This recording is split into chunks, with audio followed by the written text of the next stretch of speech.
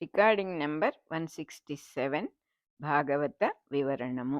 ధూమమార్గ ఐశ్వర్యములు అంటే 10 మందికి మనం యజ్ఞం చేసి 10 మందిని పిలిచి యజ్ఞశాలలో భోజనం పెడితే భోజనం చేసిన వాళ్ళు గొప్పగా చెప్పుకొని ప్రశంస చేసేది ధూమ మార్గ సంపద. అలా కాకుండా ఒకడు మంచివాడుంటాడు, అందరికీ సహాయం చేస్తాడు, ఏమీ కోరకుండా అవసరమైన వాళ్ళకి సహాయం చేసే అతన్ని ఎప్పుడూ అందరూ గౌరవిస్తారు. అందులో ఎటువంటి తేడా లేదు అని చెప్పి చెబుతూ ఉన్నారు. అంటే ఎక్కడ యజ్ఞాన్న భోక్తలు ఏం చేస్తారు, యజ్ఞాన్నం తినేవాళ్ళు ఏం చేస్తారు, తినేటప్పుడు వాళ్ళని బాగా ప్రశంసిస్తారు, అన్నం పెట్టిన వాళ్ళని. అక్కడి నుంచి వెళ్ళిన తర్వాత అంతే సంగతులు, ఇంకా వాళ్ళ మాటే ఉండదు. దక్షుడిని అనుసరించే వాళ్ళ ధూమ మార్గ ఐశ్వర్యాలు ఇలాంటివి, వాళ్ళది ధూమ మార్గము అంటున్నారు.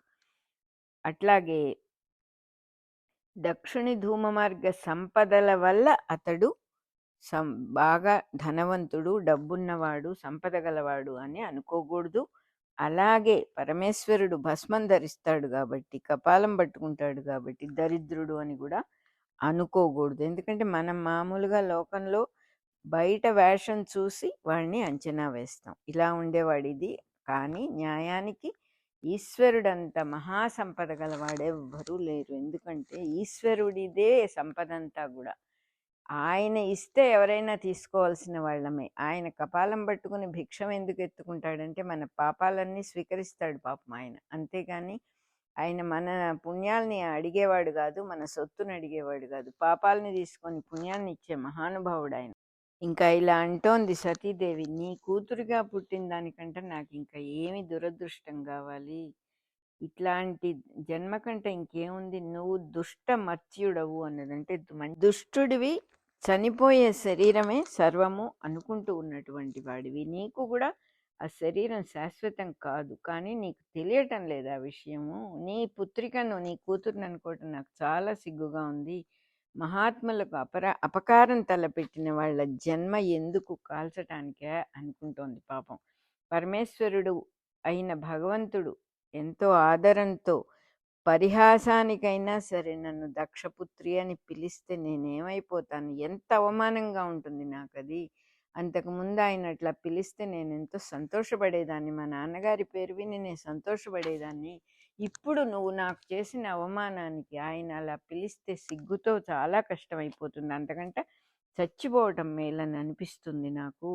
ఇట్లా యజ్ఞ సభలో మధ్యలో ఉండి మాట్లాడుతూ ఉన్నటువంటి శక్తి అనేటటువంటి సతీదేవి, కామము, క్రోధము మొదలైన శక్తులన్నిటినీ కూడా ధ్వంసం చెయ్యగలిగినటువంటి శక్తి అయినటువంటి సతీదేవి ఉత్తర దిక్కుగా తిరిగి జలములు ఆచమించి శుచిగా మౌనముగా భూమి మీద కూర్చొని దేహత్యాగం చెయ్యాలి అని యోగ మార్గం అవలంబించింది.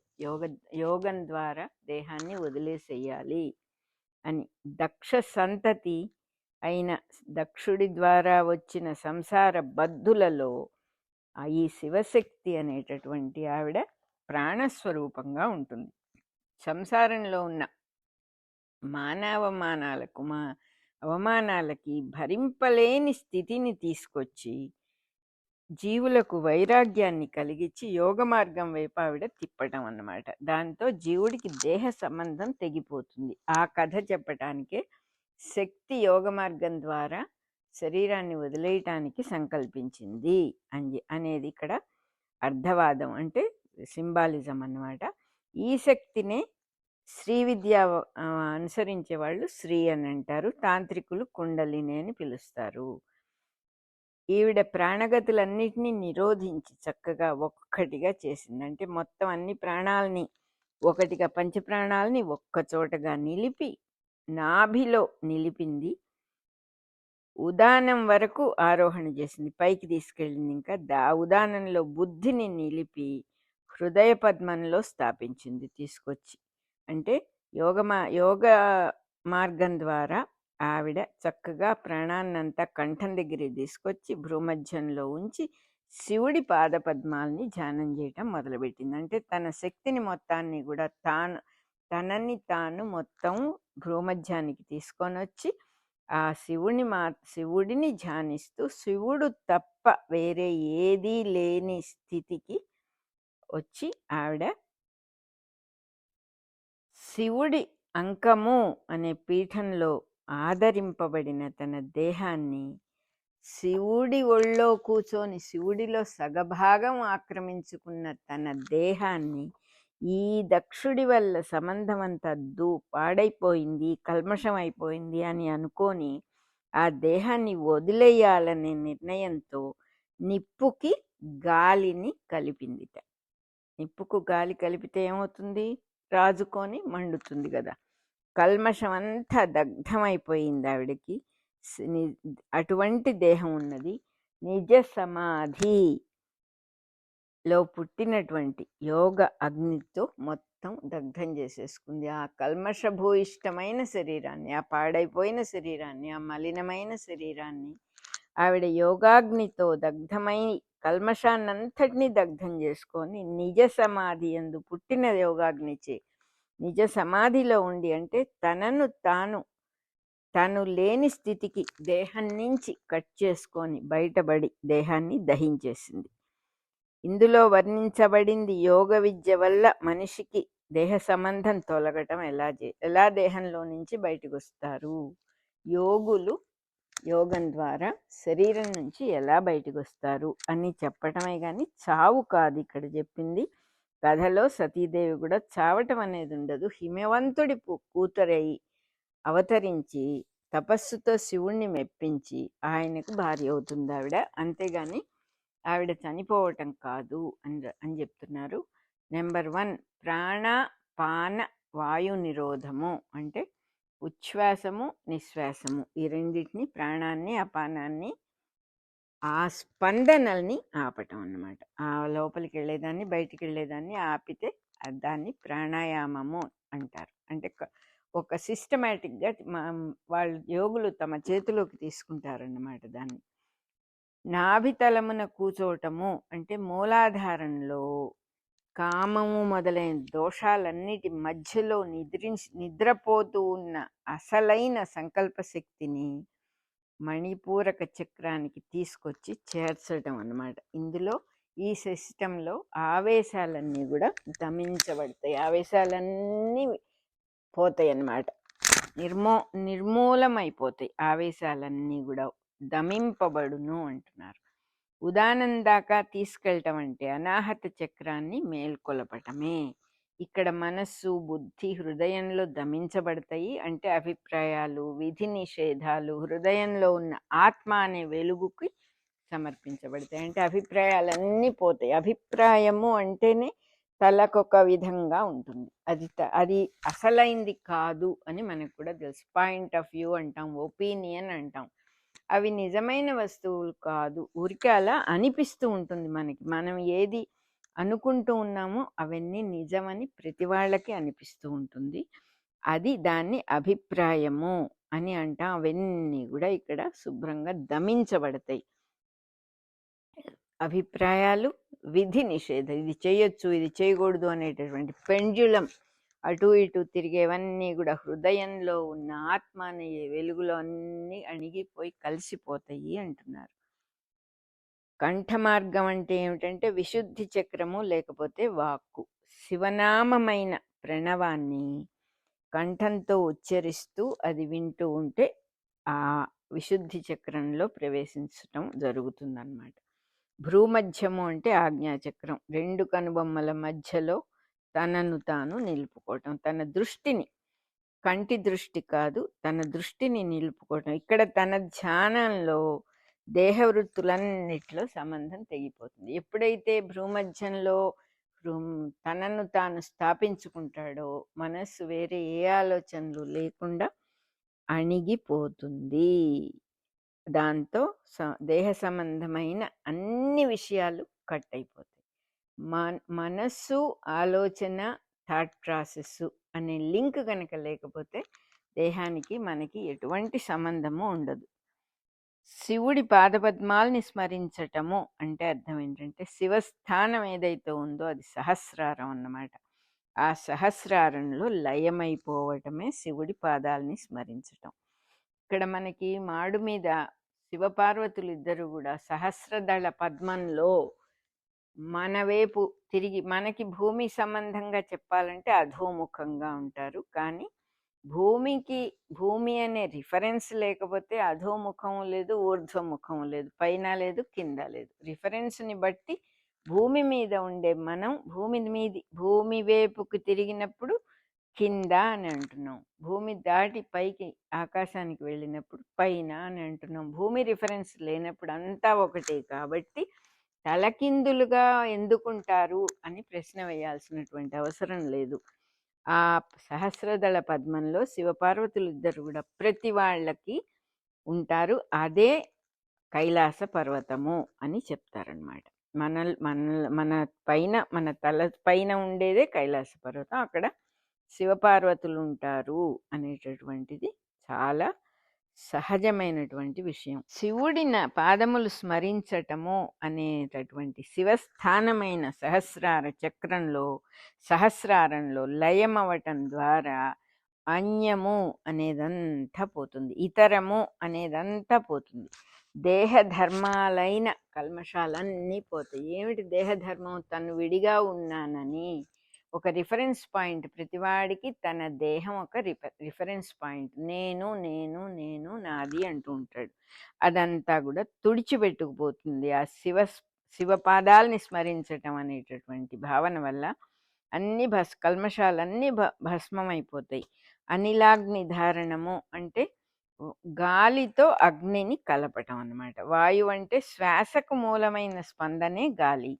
అగ్ని అంటే కంఠంలో రాపిడితో పుట్టిన నాదస్వరూపమగు చైతన్యం. నాదం అంటే శబ్దం, ఓంకార శబ్దం. ఇది యోగాభ్యాస క్రమం ఇట్లా ఉంటుందన్నమాట. వాయువుతో అగ్నిని ధరించటం అంటే, అగ్ని అంటే కంఠంలో ఉన్న రాపిడి స్వరూపమైన నాదాన్ని గాలితో కలపటమే. ఈ దృశ్యాన్ని చూశారందరూ కూడా. సతీదేవి దేహాన్ని వదిలేయటం చూసి మనుషులు దేవతలు అయ్యో అయ్యో ఈవిడ దక్షుడితో విరోధం వల్ల శరీరం వదిలేసింది కదా అని బాధపడ్డారు. దేహంలో ఇంద్రియాల్లాగా దేవతలు ఉంటారు, మానవ దేహంలో ఇంద్రియాల రూపంలో దేవతలు ఉంటారు. సప్తధాతువులు మనస్సు రూపంలో మానవులు ఉంటారు. మానవులు అంటే మనవ సంతతి. వీళ్ళకి ఏమిటి వీళ్ళ పరమావధి? వీళ్ళు ఎందుకున్నారు అంటే బాగా ఈ ప్రజల్ని పెంచటమే వాళ్ళ యొక్క పరమావధి అన్నమాట. దేవతలకు మనవ సంతతి అయిన వాళ్ళకి కూడా ఇంకా ఇంకా ప్రజాసర్గాన్ని పెంచటమే. వాళ్ళు తయారు చేసిన దేహాల్లో శక్తి శివుడు ఇద్దరు ఉంటారు. ఇట్లా అందరూ కలిసి ఉంటే చాలా ముచ్చటగానే ఉండేది. ఈ మధ్యలో దక్షుడు సృష్టి ఒకటి రాగానే అది శివుడితో సంబంధం లేని యజ్ఞమై కూర్చుంది. శివుడికి శక్తికి ఒక విధమైన సంబంధం ఉంది, అది జీవేశ్వర సంబంధం. శక్తికి దక్షుడికి ఇంకో విధమైన సంబంధం ఉంది, అది తల్లి తండ్రి తోబుట్టువులు అనేటటువంటి బంధములతో కూడిన సంసార బంధము. అంటే వీళ్ళెవరు అంటే వాళ్ళు ఫలానా అని చెప్పగానే ఒక తాడు పెట్టి మనల్ని వాళ్ళని కట్టామన్నమాట. అన్నని, తమ్ముడని, అత్తని, కోడలని ఒక తాడుతో ఒకళ్ళనొకళ్ళు బంధించుకున్నాం. అది ఏం తాడు? భావనామయమైనటువంటి సంబంధం. భావన లేకపోతే తెగిపోయేటటువంటి సంబంధం. అది తల్లి తండ్రి తోబుట్టువులు అనే బంధములతో కూడిన సంసార బంధం. ఈ బంధానికి ధూమ మార్గము అని, శివుడికి శక్తికి సంబంధించిన దాన్ని అర్చిర్మార్గం అని, ఈ దేహ సృష్టిలోనే వేద ధర్మంగా ఉండిపోయింది. అది ఎస్టాబ్లిష్డ్ ఫ్యాక్ట్ అన్నమాట.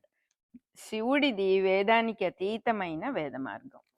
శివుణ్ణి వేదాలు అనుసరిస్తాయి. వేదాలను విధి నిషేధములైన కర్మలు అనుసరిస్తాయి. ఈ పనులన్నీ కూడా ఇది చెయ్యొచ్చు, ఇది చెయ్యకూడదు. విధి నిషేధము అంటే చెయ్యొచ్చు, చేయకూడదు అనేటటువంటి పనులన్నీ కూడా వేదాలను అనుసరిస్తాయి. వాళ్ళనే సంసారబద్ధులైన జీవులు అంటే అన్నిటికీ కండిషన్స్ ఉంటాయి వాళ్ళకి. ఇది ఇలా చేయాలండి, అలా చేయకూడదండి అనేటటువంటి కండిషన్స్తో ఉన్న వాళ్ళని సంసారబద్ధులైన జీవులు అనుసరిస్తూ ఉంటారు అంటున్నారు. ఈ సంబంధాన్ని తెగగొడితే గాని శివుడితో సంబంధం ఏర్పడదు. ఒక విధంగా చెప్పాలంటే కాజ్ అండ్ ఎఫెక్ట్ అనే దాంట్లో నుంచి మనస్సు బయటికి వస్తే కానీ, ఉన్నది ఒకటే వస్తువు అయినప్పుడు ఏది కాజు ఏది ఎఫెక్టు, ఉన్నవాడు ఒక్కడే అయినప్పుడు, అంతా సర్వత్రా సర్వకారణ కారణుడు వాడైనప్పుడు ఒక కారణంతో ఒకటి జరుగుతుంది అనేది లేదు. కాబట్టి ఆ విషయాన్ని తెలుసుకున్నప్పుడు బయటపడిపోతాం. అదే మోక్షస్థితి. కాబట్టి శివుడిది వేదాలకు అతీతమైన వేద మార్గమైంది, దక్షుడిది దోషము అధికారము. ఏమిటి దోషం? అధికారం, విద్యా గర్వం, వయస్సు, అందం మొదలైన వాటితో బంధించబడిన అహంకారం. దీనివల్ల దేహాలకి ఇంద్రియాలకి ఉన్న సంబంధము శివుడిని చేరుకునేటటువంటి ఏకాగ్ర శక్తి ఈ రెండిటికి కుదరదు. ఈ విషయాన్ని గురించి అందరూ కూడా బాధపడుతూ ఉంటారు. నరులంతా ఏదో కావాలి, అది పొందలేరు. అంటే సుఖాన్ని కోరుకొని ఇంద్రియాల వైపు తిరగటము, ఇంద్రియాల సుఖాలను వదిలిపెట్టి సుఖస్థానం చేరుకోవటము, ఇదో అదో తప్ప ఈ రెండు ఉండేటటువంటి ఇంద్రియాలతో సుఖాన్ని పొందటం అనేది వాళ్ళ వల్ల కాదు అని అర్థం. దేవతలు బాధపడటం అంటే వాళ్ళు నివసిస్తూ ఉన్న దేహంలో జీవి సంసారిగా ఉంటే శివస్థానం వేస్ట్ అయిపోతుంది, వ్యర్థ జీవితం అయిపోతుంది. ఈ విధంగా సతీదేవి యోగాగ్నిలో దేహాన్ని దగ్ధం చేసినప్పుడు నరులు దేవతలు కూడా దుఃఖించిరి అని చెప్పడం ఏంటంటే సంసారానికి మోక్షానికి సామరస్యము లేదు. ఇది కావాలంటే అది వదిలేయాలి, అది కావాలంటే ఇది వదిలేయాలి అని చమత్కారంగా చెప్పటం అన్నమాట. నరులు దేవతలు ఈ విధంగా దుఃఖించారుట. ఏమనుకున్నారు వాళ్ళు? ఈ దక్షుడు చరాచర జీవరాశులన్నిటికీ తండ్రి, అతని కూతురు సతీదేవి ఎంత పూజనీయురాలు, ఆవిడ్ని మనం చెయ్యెత్తి దండం పెట్టాల్సినటువంటి శక్తి ఆవిడ. తనతో అవమానం పొంది తనకెదురుకుండా దేహాన్ని విడుస్తూ ఉంటే చూస్తూ ఊరుకున్నాడు కదా. ఇట్లాంటి దుష్టుడు ఎక్కడైనా ఉంటాడా? కన్న కూతురు ఎదురుగా తగలబడిపోతూ ఉంటే ఊరుకున్నాడు కదా అని మళ్ళీ అన్నారట. ఇట్లా దుష్టుడు వీడు, బ్రహ్మబంధువే గాని దుష్టుడు. వీడి ఇవాళ చేసిన పనితో వీడిదంతా అప్రతిష్ట పాలైపోతాడు, నిందింపబడతాడు, దుర్గతిని పొందుతాడు. ఒక చెడు జరుగుతుంది వీడికి మంచి జరగదు, చెడు మార్గం పట్టిన వాడు అని అందరూ కూడా నిందించారు దక్షుణ్ణి. మన రికార్డింగ్ నెంబర్ 167 అయిపోయింది.